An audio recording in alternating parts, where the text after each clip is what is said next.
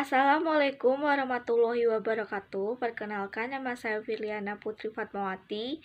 Saya dari kelas 12D Keperawatan SMK Kesehatan Husada Pratama. Di sini saya akan menceritakan cerita sejarah non-fiksi yang berjudul Peristiwa Rengas Dengklok. Jadi, peristiwa Rengas Dengklok menjadi bagian penting dalam proses kemerdekaan Indonesia. Kejadian tersebut berlangsung 1 hari sebelum Indonesia memproklamasikan kemerdekaannya. Tujuan peristiwa Rengas Dengklok utamanya adalah mendorong Insinyur Soekarno dan Muhammad Hatta memproklamasikan kemerdekaan Indonesia. Para tokoh peristiwa Rengas Dengklok yang terlibat pun dikenang karena kerja kerasnya.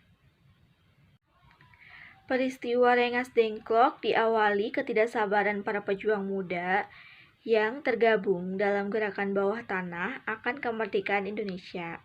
Alhasil, Sodanco Singgih, salah seorang anggota PETA, dan anggota lain membawa Soekarno dan Hatta ke Rengas Dengklok.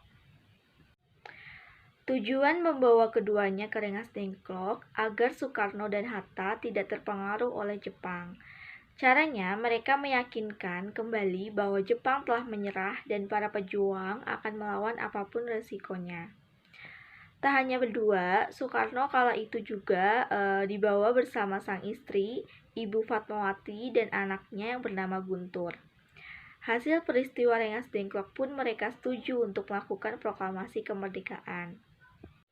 Di Jakarta sendiri, golongan muda Wikana dan golongan tua Ahmad Subarjo melakukan perundingan tempat proklamasi. Mereka pun menyetujui Jakarta untuk menjadi lokasinya. Maka dari itu, diutuslah Yusuf Kunto untuk mengantar Ahmad Subarjo ke Rengas Dengklok untuk menjemput Soekarno dan Hatta kembali ke Jakarta. Sampailah mereka di rumah Laksamana Maeda di Jalan Imam Bonjol, Jakarta Pusat. Penyusunan teks proklamasi pun dilakukan oleh Soekarno, Hatta, Ahmad Subarjo, dan disaksikan oleh Soekarni, BM Diah, Sudiro, dan Sayuti Melik hingga sepakat. Sebelum pembacaan teks proklamasi, perundingan pembacaan teks kembali berlangsung pada pukul 2 hingga 4 WIB tanggal 17 Agustus 1945. Setelah itu, pada pukul 10 pagi, teks proklamasi pun dibacakan di kediaman Soekarno, Jalan Pegangsaan Timur nomor 56. Peristiwa Rengas Dengklok pun selalu diingat sebelum merayakan Hari Kemerdekaan Indonesia.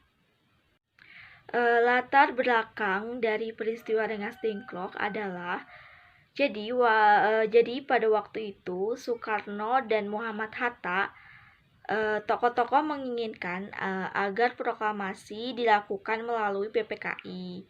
Sementara golongan pemuda menginginkan agar proklamasi dilakukan secepatnya tanpa melalui PPKI yang dianggap sebagai badan buatan Jepang. Selain itu, hal tersebut dilakukan agar Soekarno dan Muhammad Hatta tidak terpengaruh oleh Jepang. Para golongan pemuda khawatir apabila kemerdekaan yang sebenarnya merupakan hasil dari perjuangan bangsa Indonesia menjadi seolah-olah merupakan pemberian dari Jepang. Sebelumnya, golongan pemuda telah mengadakan suatu perundingan di salah satu lembaga, yaitu bakteriologi di Pegangsaan Timur, Jakarta pada tanggal 15 Agustus. Dalam pertemuan itu diputuskan agar pelaksanaan kemerdekaan itu dilepaskan segala ikatan dan hubungan dengan janji kemerdekaan dari Jepang. Hasil keputusan disampaikan kepada Insinyur Soekarno pada malam harinya, tetapi ditolak oleh Soekarno karena merasa bertanggung jawab sebagai ketua PPKI. Nah, mungkin sekian yang dapat saya sampaikan. Kurang lebihnya mohon maaf. Wassalamualaikum warahmatullahi wabarakatuh.